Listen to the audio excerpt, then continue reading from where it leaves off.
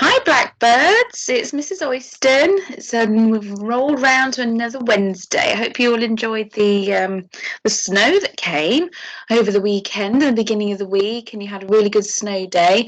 I've seen some fantastic snowman pictures. I'm going to share some of them for Friday so we can all see what each other's snowmen look like.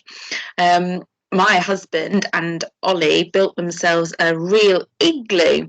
Didn't quite get to put a roof on because they were a bit scared that the snow was going to fall down, but they did end up building a very, very large igloo, which was quite exciting. And my little girl Grace enjoyed going into that.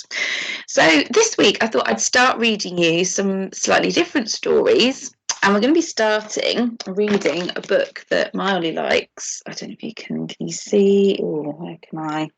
Don't know. I keep disappearing. We're going to be reading because I'm in. I thought I would come into my virtual classroom today. We're going to be reading a book called The World's Worst Children by David Walliams. And I thought that might be quite fun to read. So I've taken some photos of the book, which I'm going to share with you in 1 second. And then you can enjoy listening to me read the story. I'll go back to, this is not the right page. One moment. And this first story, I don't know if you can see from the picture, is about a boy who's got a bit of a problem. He has got a dribbling problem, and his name is Dribbling Drew. There. So let me get to my page. Are you ready? Once upon a time, there was a boy named Drew. Drew dribbled a lot. This wasn't just normal everyday dribbling, the odd globule of gob-glob running down your chin. Oh no, this was dribbling on an industrial scale. Here was a boy who could dribble litre upon litre of dribble a day. Now you may wonder why Dribbling Drew dribbles so much. Well, it was because he was an incredibly lazy individual. If he could, he would sleep 24 hours a day, 7 days a week, 365 days a year. And as Drew snoozed, he drooled. Zzz, plop, zzz, plop, went the drool as it landed on the floor. On school mornings, the boy would have to be dragged out of bed by his feet. If he had his way, Drew would be wheeled to school every morning in his bed, and as soon as he arrived at school, he would go straight back to sleep. Zzz, plop, zzz, plop. Drew liked nothing more than having a nice long snooze during his lessons. He had even been known to take a sleeping bag into school. That way he could doze through every single subject. PE was a hard one to sleep through, but Drew found a way. For example, during football matches, he would ask to be in goal and then climb up onto the net and have a nap. Oh, next page. Climb up into the goal, have a nap. He would moan if they celebrated too loudly and woke him up. Because Drew slept through every lesson, he always found himself bottom of the class. When Drew snoozed in lessons, he would dribble all over his desk. Zzz, zzz, plop, zzz, plop. The dribble would trickle down to the floor, where a large puddle of drool would collect. If the lesson was dreaded double history, the dribble would end up as something of a pool. No one quite knew what was in Drew's dribble. It was transparent, like water, but thick and sticky like glue. One time, his history teacher, Miss Pass, ran over to Drew's desk to shout at him for falling asleep in class again. The unfortunate lady slipped on the dribble, shot across the floor, and flew straight out of the window. Ah! She was found upside down in a nearby hedgerow, with her tweed skirt over her head, her big frilly knickers flapping in the wind. The day our story starts, there was a school trip to the Natural History Museum. This was a wondrous place full of all sorts of treasures, from moon rock to dinosaur skeletons. The museum even housed a life-size cast of a blue whale. As Drew's class pulled up outside the museum in the school coach, Mr. Nummings, the science teacher, handed out his dreaded worksheets. Now listen carefully, children. On these worksheets, I want you to make a list of all the exhibits you see in the museum today.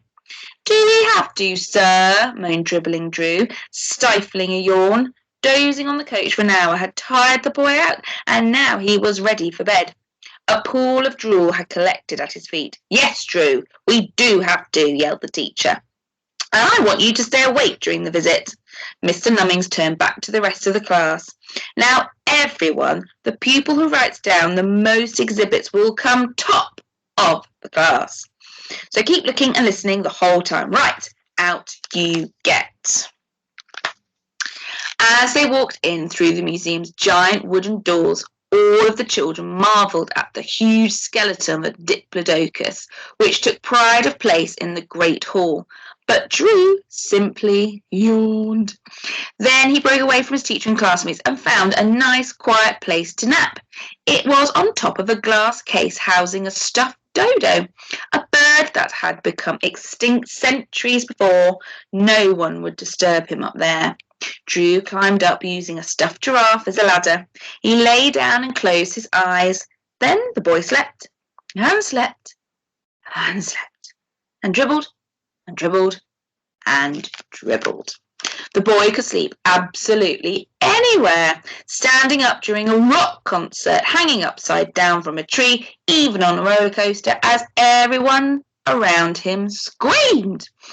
This particular day, Drew slept for so long that he was still asleep when the Natural History Museum was locked up for the night. Without anyone realizing, he was still there when all the lights were turned off. All night Drew slept. All night Drew slept, and he slept. As he slept, he dribbled. Zzz, plop. Zzz, plop. Zzz, plop. Drew dribbled and dribbled and dribbled. Then he dribbled some more. The spot of drool beneath him spread into a puddle. Soon it was a lake of spittle. By dawn, Drew's sea of dribble had filled the entire Natural History Museum. In the morning, Winston, the burly security guard, arrived bright and early to unlock the doors and open the museum as he did every day. However, this was no ordinary day. The first thing Winston noticed was a transparent fluid oozing underneath the doors. That's very strange, he thought, out loud. Maybe one of the daft old professors has left the tap running. Next, the security guard dipped the toe of his boot into the liquid and realised it couldn't be water from a leaky pipe. Whatever this was, it was thick and sticky.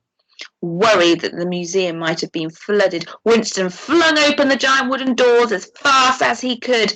Nothing could have prepared Winston for what happened next.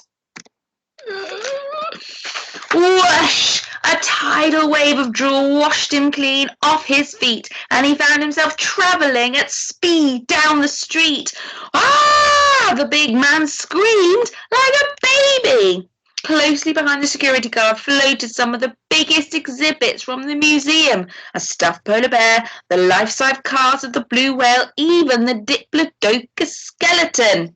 They all bobbed along the streets of London on his rushing river of dribble.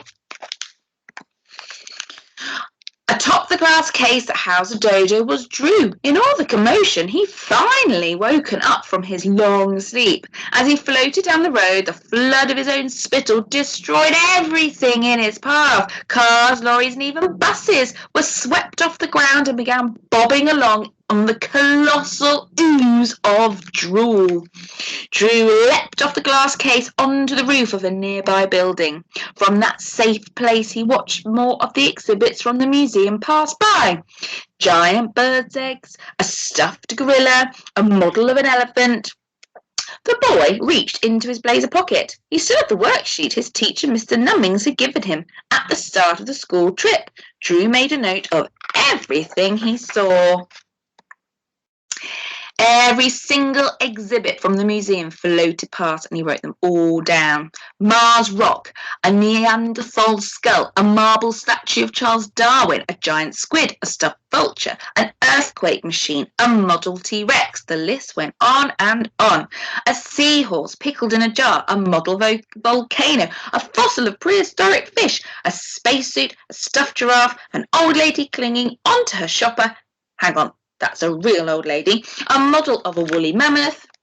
To his credit, Dribbling Drew spent hours listing everything he saw as the gushing river of drool swept all the museum's precious exhibits out to sea.